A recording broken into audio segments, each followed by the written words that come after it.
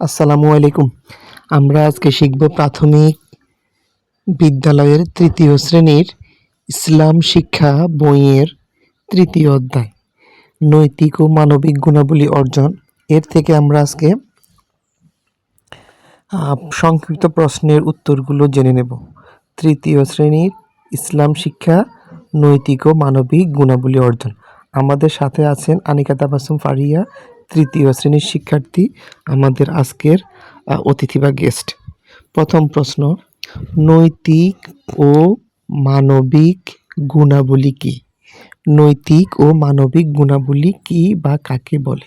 নৈতিক ও মানবিক গুণাবলী হলো ভালো আচরণ ও সুন্দর মনোভাব, যা আমাদের ভালো মানুষ হতে সাহায্য করে। নৈতিক ও মানবিক গুণাবলী হলো ভালো ভালো আচরণ, সুন্দর মনোভাব, যা আমাদের ভালো মানুষ হতে সাহায্য করে।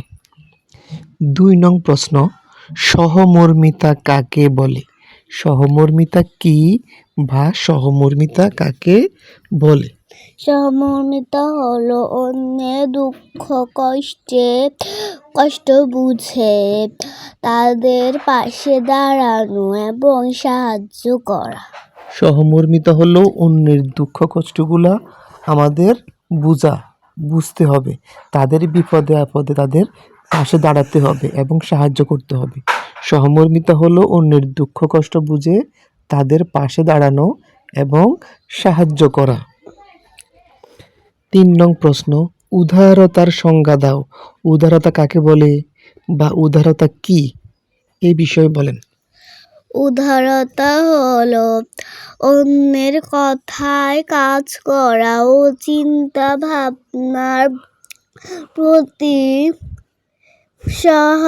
সহনশীল হওয়া, মানুষকে ক্ষমা করা এবং পরোপকারী হওয়া। উদারতা হলো অন্যের কথা, কাজ ও চিন্তা ভাবনার প্রতি সহনশীল হওয়া। কথা, কাজ ও চিন্তা ভাবনার প্রতি সহনশীল হওয়া, মানুষকে ক্ষমা করা এবং পরোপকারী হওয়া। অন্যের কথা, অন্যের কাজ এবং অন্যের চিন্তা ভাবনার প্রতি সহনশীল হওয়া, মানুষকে ক্ষমা করে দেওয়া এবং পরোপকারী হওয়া। 4 নং প্রশ্ন উত্তর, দেশপ্রেম বলতে কি বোঝায়? দেশপ্রেম বলতে কি বোঝায়? দেশপ্রেম হচ্ছে দেশের প্রতি ভালোবাসা।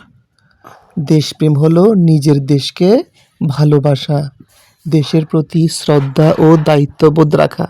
দেশের প্রতি আমাদের যে কাজগুলো আছে আমরা সেগুলা করব, দেশের নিয়ম কানুন মেনে চলব, প্রয়োজনে দেশ রক্ষার জন্য আমরা যুদ্ধ করব। তাহলে আমরা বুঝতে পেরেছি দেশপ্রেম বলতে বোঝায় নিজের দেশকে ভালোবাসা, দেশের প্রতি শ্রদ্ধা ও দায়িত্ববোধ রাখা। দায়িত্ববোধ হলো আমাদের দেশের প্রতি যে সকল কাজ করতে হবে সেগুলো আমরা করা। 5 নং প্রশ্নে এসেছি আমরা। দেশপ্রেমে উদ্বুদ্ধ হয়ে আমাদের কি করা উচিত?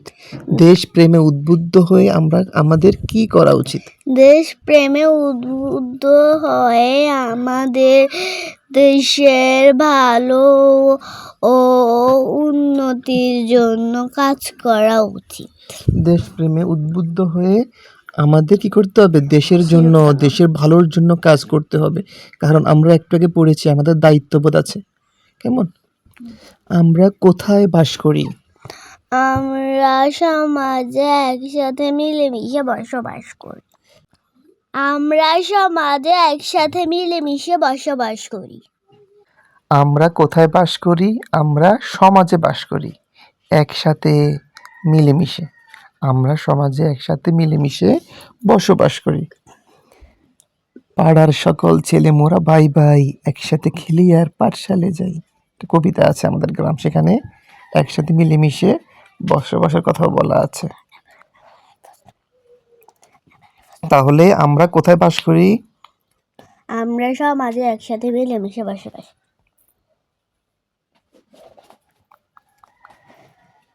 সমাজে বসবাস করতে হলে আমাদের কি মেনে চলতে হয়? 7 নং প্রশ্ন ছিল সমাজে বসবাস করতে হলে আমাদের কি মেনে চলতে হয়। সমাজে শুধু আমরা বসবাস করলাম, সমাজে খালি বাস করলেই হবে না। সমাজে বাস করলেই হবে না, সমাজের কিছু নিয়ম আছে, কিছু নিয়ম আছে, কিছু নীতি আছে, কিছু সমাজের প্রতি দায়িত্ববোধ আছে, এগুলো আমাদের মেনে চলতে হবে। আমরা খালি সমাজে বসবাস করলে আমাদের কোনো লাভ নাই। খালি সমাজে বসবাস করলেই হবে না, সমাজে বসবাস করতে হলে আমাদের সমাজের কিছু নিয়ম ও নীতি মেনে চলতে হয়। সমাজের নিয়ম নীতি আমাদের মেনে চলতে হবে। 8 নং প্রশ্ন, আখলাক অর্থ কি? আখলাক হলো আরবি শব্দ, আখলাক অর্থ কি? আখলাক অর্থ চরিত্র। আখলাক অর্থ চরিত্র। চরিত্র, কারো ভালো চরিত্র, কারো খারাপ চরিত্র আছে। কেমন? যারা ভালো চরিত্র তাদের সবাই পছন্দ করে, যাদের খারাপ চরিত্র তাদের সবাই ঘৃণা করে। আখলাক কয় প্রকার জানো তুমি? জানি। কয় প্রকার? 2 প্রকার। আচ্ছা, তাহলে আমরা এটা বুঝতে পেরেছি আখলাক অর্থ হলো চরিত্র, আর আখলাক শব্দটা হচ্ছে আরবি শব্দ, এর বাংলা অর্থ হচ্ছে চরিত্র। চরিত্র। আর ইংরেজিতে আখলাককে বলা হয় ক্যারেক্টার, চরিত্রকে বলা হয় ক্যারেক্টার। ক্যারেক্টার অর্থ চরিত্র, এর ক্যারেক্টার ভালো, ওর ক্যারেক্টার খারাপ। ক্যারেক্টার কেমন? আচ্ছা, 9 নং প্রশ্ন, আখলাক কত প্রকার ও কি কি? বলো বলো, আখলাক কত প্রকার ও কি কি? আখলাক 2 প্রকার, যেমন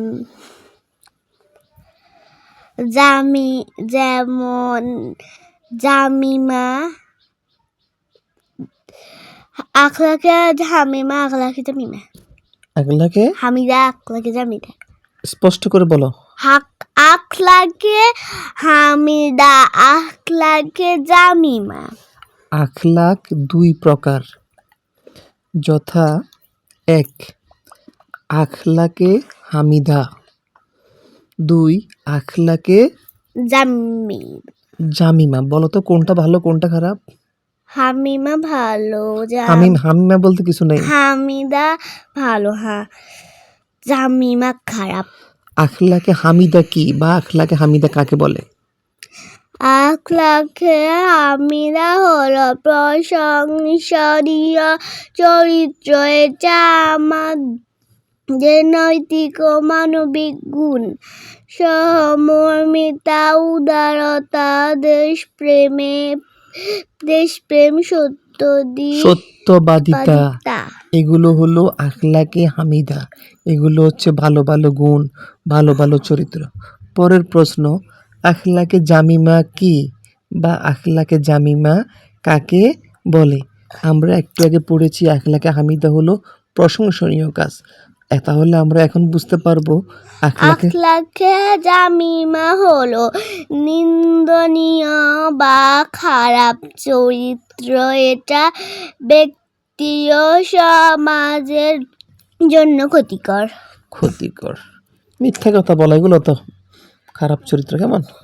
পরের প্রশ্ন, মহানবী সাল্লাল্লাহু আলাইহি সাল্লাম মদিনা সনদ প্রণয়ন করেন কেন?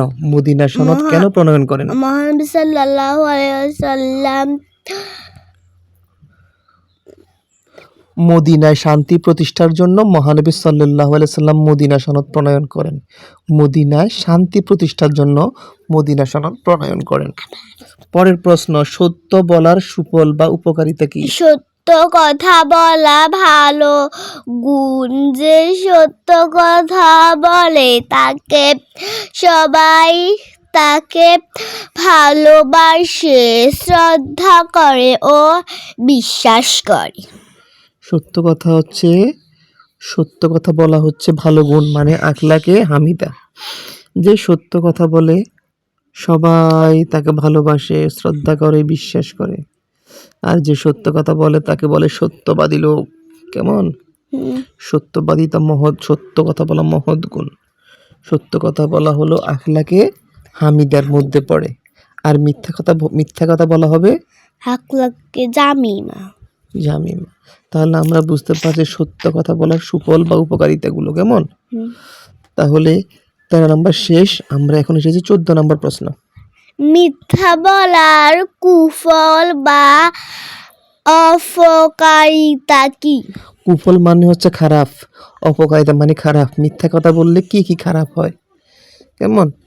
মিথ্যা কথা বললে কি হয় দেখো, মিথ্যা বলা মহাপাপ, সত্য বলা তো গুণ, মহৎ গুণ, আর মিথ্যা বলা হচ্ছে মহাপাপ, পাপেরও বেশি পাপ। যে মিথ্যা কথা বলে তাকে কেউ ভালোবাসে না, বিশ্বাস করে না, সম্মান দেয় না, তার বিপদে কেউ এগিয়েও আসে না। মিথ্যা বলা মহা পাপ। যে মিথ্যা কথা বলে তাকে কেউ ভালোবাসে না, পছন্দ করে না, বিশ্বাস করে না, সম্মান দেয় না, বিপদেও এগিয়ে আসে না, হেল্প করে না। পরের প্রশ্ন, আমরা মেহমানদের সাথে কেমন ব্যবহার করব? আমরা মেহমানদের সাথে সুন্দর ব্যবহার করব। সুন্দর ব্যবহার কোনগুলো? মেহমান আসলে তাকে আমরা সালাম দেব, তাদেরকে আমরা ঘরে বসতে দেব, তারপর তাদেরকে আমরা এই নাস্তা দেব, বা আমরা নাস্তা না থাকলে এক গ্লাস পানি এনে দেব। তাহলে মেহমানদের সাথে কেমন ব্যবহার করব? সুন্দর ব্যবহার করব। শুধু সুন্দর বললে হবে না, মেহমানদের সাথে আমরা মেহমানদের সাথে সুন্দর ব্যবহার করব। তাদের কি দেব? সালাম দেব, তাদের ঘরে বসতে দেব, নাস্তা দেব, পানি এনে দেব। এগুলো হচ্ছে মেহমানদের সাথে সুন্দর ব্যবহার বা আচরণ। আর এই যে সুন্দর ব্যবহার বা আচরণ কোন চরিত্রের মধ্যে পড়ে? হামিদা। হামিদা কোনটা? আখলাকে হামিদা। 16 নং প্রশ্ন, সহমর্মিতার উদ্দেশ্য কি? সহমর্মিতার উদ্দেশ্য হলো মানুষের দুঃখ কষ্টের দরদি হওয়া, দুঃখ কষ্ট নিজের ভেতর অনুভব করে তাদেরকে সাহায্য করা। এবার তুমি বলো, আখলাক সম্পর্কে মহানবী সাল্লাল্লাহু আলাইহি সাল্লাম কি বলেছেন? মহানবী সাল্লাল্লাহু আলাইহি সাল্লাম বলেছেন, আমি উত্তম চরিত্রকে পূর্ণতা দানের জন্য প্রেরিত হয়েছি। মহানবী সাল্লাল্লাহু আলাইহি সাল্লাম আখলাক সম্পর্কে বলেছেন, আমি উত্তম চরিত্রকে পূর্ণতা দানের জন্য প্রেরিত হয়েছি। সহমর্মিতা সম্পর্কে মহানবী সাল্লাল্লাহু আলাইহি সাল্লাম কি বলেছেন? মহানবী সাল্লাল্লাহু আলাইহি সাল্লাম বলেছেন, পৃথিবীতে যারা আছে তোমরা তাদের প্রতি সহমর্মী হও, তাহলে যিনি আসমানে আছেন তিনি তোমাদের প্রতি সহমর্মী হবেন। মহানবী সাল্লাল্লাহু আলাইহি সাল্লাম বলেছেন, পৃথিবীতে যারা আছে তাদের প্রতি তোমরা সহমর্মী হও। তাহলে যিনি আসমানে আছেন, আসমানে কে আছেন? আল্লাহ। তাহলে যিনি আসমানে আছেন তিনি তোমাদের প্রতি সহমর্মী হবেন, মানে আল্লাহ তোমাদের প্রতি কি হবেন? সহমর্মিতা দেখাবেন, সহমর্মী হবেন। বুঝতে পারছো? জি। ঈদের নামাজ শেষে ঘরে ফেরার সময় রাসূল সাল্লাল্লাহু আলাইহি সাল্লাম কি দেখলেন? ঈদের নামাজ শেষে ঘরে ফেরার সময় রাসূল সাল্লাল্লাহু আলাইহি সাল্লাম দেখলেন একটা শিশু মাঠের কোণে বসে কাঁদছে, কান্না করতেছে। ঈদের নামাজ শেষে ঘরে ফেরার সময় রাসূল সাল্লাল্লাহু আলাইহি সাল্লাম দেখলেন একটা শিশু মাঠের কোণায় বসে কান্নাকাটি করছে। এবার বলো, ছেলেটির কান্নাকাটি করার কারণ কি ছিল? কেন কান্নাকাটি করতেছিল?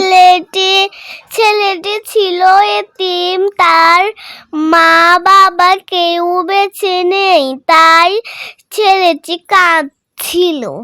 ও আচ্ছা, আজকে ঈদের দিন অথচ ছেলেটা কান্নাকাটি করতেছে। মহানবী সাল্লাল্লাহু দেখলেন ছেলেটা কি করতেছে? মাঠের পাশে বসে কান্নাকাটি করতেছে। নামাজ পড়ে আসার সময় দেখলেন কান্নাকাটি করতেছে। আচ্ছা, পরের প্রশ্নে চলে যাই আমরা। নবীজি সাল্লাল্লাহু আলাইহি সাল্লাম ছেলেটিকে কি করলেন? নবীজি সাল্লাল্লাহু আলাইহি সাল্লাম ছেলেটিকে বাড়ি নিয়ে গেলেন, গোসল করিয়ে নতুন জামা পর্দা পরালেন পরালেন এবং পেট পেট ভরে খাবার নবীজি সাল্লাল্লাহু আলাইহি সাল্লাম খেতে দিলেন। ছেলেটিকে বাড়ি নিয়ে এলেন, গোসল করিয়ে নতুন জামা কাপড় পরালেন এবং পেট ভরে খেতে দিলেন। ছেলেটাও খুশি হলো। খলিফা হযরত ওমর রাদিয়াল্লাহু তাআলা কখন লোকালয়ে বের হলেন? খলিফা হযরত ওমর রাদিয়াল্লাহু তাআলা আনহা প্রজাদের খোঁজ খবর নেয়ার জন্য রাতের বেলায় লোকালয়ে বের হলেন। খলিফা হযরত ওমর রাদিয়াল্লাহু তাআলা আনহু প্রজাদের খোঁজ খবর নেওয়ার জন্য রাতের বেলায় লোকালয়ে বের হলেন। তিনি ছিলেন ওই সময় শাসক। আমাদের দেশে যেরকম প্রধানমন্ত্রী আছে না, মনে করো উনিও ওই সময় প্রধানমন্ত্রী ছিলেন। উনি রাতের বেলা বের হতেন, কারা খাবার খায় কারা খায় না, কারা অসহায় গরিব তাদের খোঁজ খবর নেওয়ার জন্য তিনি বের হতেন। পরের প্রশ্ন, ওমর রাদিয়াল্লাহু তাআলা আনহু রাতের বেলা বের হয়ে কি দেখতে পেলেন? ওমর রাদিয়াল্লাহু তাআলা আনহু দেখতে পেলেন এক ক্ষুধার্ত পরিবারের বাচ্চারা কান্নাকাটি করছিল। ঘরে খাবার ছিল না। তাদের মা শূন্য হাঁড়িতে পানি গরম করছিল, যাতে বাচ্চারা মনে করে খাবার রান্না হচ্ছে, এবং একসময় তারা কাঁদতে কাঁদতে যেন ঘুমিয়ে পড়ে। কি কষ্ট, তাই না? ওমর রাদিয়াল্লাহু তাআলা কোথা থেকে তাদের খাবার এনে ক্ষুধার্ত পরিবারটিকে দিলেন? ওমর রাদিয়াল্লাহু তাআলা আনহা নিজের পিঠে বহন করে সরকারি গুদাম থেকে খাবার এনে ক্ষুধার্ত পরিবারটিকে দিলেন। চিন্তা করছো, উনি একটা দেশের শাসক, উনি নিজের পিঠে করে বস্তা এনে খাবারের বস্তা এনে ক্ষুধার্ত পরিবারটিকে দিলেন। এরকম দরকার আমাদের দেশের লোক। ভিন্ন ধর্মের লোকদের প্রতি মহানবী সাল্লাল্লাহু আলাইহি সাল্লাম কেমন ছিলেন? যারা অন্য ধর্ম পালন করতেন তাদের প্রতি কেমন ছিলেন? ভিন্ন ধর্মের লোকেদের প্রতি ও মহানবী সাল্লাল্লাহু আলাইহি সাল্লাম উদারতা দেখিয়েছেন। তিনি তাদের নিজ নিজ ধর্ম পালনে স্বাধীনতা দিয়েছিলেন। স্বাধীনতা দিয়েছিলেন। কি দিয়েছেন? মহানবী সাল্লাল্লাহু আলাইহি ওয়াসাল্লাম, আমরা তো মুসলিম, ইসলাম ধর্মের, আমরা ইসলাম ধর্ম পালন করব, অন্যান্য ধর্মের লোকেরা অন্যান্য ধর্ম পালন করবে, এই বিষয়ে তিনি স্বাধীনতা দিয়েছিলেন। কি দিয়েছিলেন? স্বাধীনতা। হ্যাঁ, সেগুলোর বিষয়ে উদারতা ছিলেন, স্বাধীনতা দিয়েছিলেন। এক ব্যক্তি জনক সাহাবীকে কি হাদিয়া দিলেন? হাদিয়া মানে বকশিশ, মানে পুরস্কার, মানে গিফট আর কি। এক ব্যক্তি জনৈক সাহাবীকে, মানে একজন সাহাবীকে একটি ছাগলের মাথা হাদিয়া দিলেন। একটা ছাগলের মাথা কি দিলেন? হাদিয়া দিলেন। হাদিয়া মানে উপহার দিলেন, গিফট দিলেন, দান করলেন। বুঝতে পারছো? সাহাবী ছাগলের মাথাটি কি করলেন? সাহাবীকে ছাগলের মাথাটি দিয়েছিলেন খাওয়ার জন্য, কিন্তু সাহাবীরা কত ভালো ছিলেন দেখো। সাহাবী ছাগলের মাথাটি নিজে না রেখে তার এক অভাবী প্রতিবেশীকে দিয়ে দিলেন। প্রতিবেশীও কি করছে, আবার তার চেয়ে আরও একজন অভাবীকে ছাগলের মাথাটি দিয়ে দিলেন। এভাবে 7 ঘর ঘুরে আবারও ছাগলের মাথাটি প্রথম সাহাবীর কাছে ফিরে এলো। ধরো সাহাবী আরেকজনকে গরিব মানুষকে দিছে, সেই গরিব মানুষ আরো একজনকে দিয়ে দিছে, বলছে এটা তুই খা, আমার থেকে তুই আরো গরিব। সেই গরিব মানুষ আরেকজনকে দিয়ে দিছে। এভাবে দিতে দিতে আবার ছাগলের মাথাটি সাহাবীর কাছে চলে আসছে। দেখছো, এরকম জীবন দরকার আমাদের, মানুষ দরকার। পরের প্রশ্ন, মহানবী সাল্লাল্লাহু আলাইহি সাল্লাম কোথায় হিজরত করেন? মহানবী সাল্লাল্লাহু আলাইহি সাল্লাম মক্কা থেকে মদিনায় হিজরত করেন। হিজরত মানে কি জানো? কি? হিজরত মানে হচ্ছে এক দেশ থেকে অন্য দেশে যাওয়া, চলে যাওয়া, গমন করা। নিজের দেশ ছেড়ে মহানবী সাল্লাল্লাহু আলাইহি সাল্লাম কি করেছেন? নিজের জন্মভূমি মক্কা থেকে মদিনায় হিজরত করেন। শত্রুরা তাকে মক্কায় মারার জন্য আসছিল, তিনি কি করছেন? মক্কা থেকে মদিনায় চলে যান। এটাকে হিজরত বলে। মক্কা ছেড়ে চলে যাওয়ার সময় মহানবী সাল্লাল্লাহু আলাইহি ওয়াসাল্লাম কি বলেছিলেন? মক্কা ছেড়ে যখন মহানবী সাল্লাল্লাহু আলাইহি ওয়াসাল্লাম মদিনায় চলে যাচ্ছেন, শত্রুরা যখন তাকে তাড়িয়ে দিচ্ছে, তখন মহানবী সাল্লাল্লাহু আলাইহি ওয়াসাল্লাম বারবার তার নিজের দেশের প্রতি, জন্মভূমির প্রতি তাকিয়েছিলেন। তিনি বলেছিলেন, হে মক্কা, আমি তোমাকে ভালোবাসি, তুমি আমার কাছে কতই না প্রিয়। আমার স্বজাতি যদি আমাকে নির্যাতন করে বের করে না দিত, আমি কখনো তোমায় ছেড়ে যেতাম না। পরের প্রশ্ন, জাতীয় পতাকার প্রতি সম্মান প্রদর্শন কিসের প্রতীক? জাতীয় পতাকার প্রতি সম্মান প্রদর্শন দেশের প্রেমের প্রতীক। হয় নাই, দেশপ্রেমের প্রতীক। দেশপ্রেমের।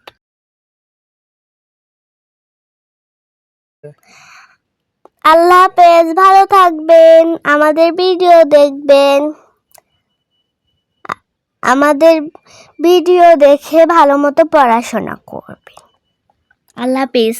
পড়াশোনা করে যে গাড়ি ঘোড়ায় চড়ে, গাড়ি ঘোড়ায় চড়েছে। সবচেয়ে বড় কথা, পড়াশোনা আপনাকে মানুষ বানাবে, অমানুষ নয়।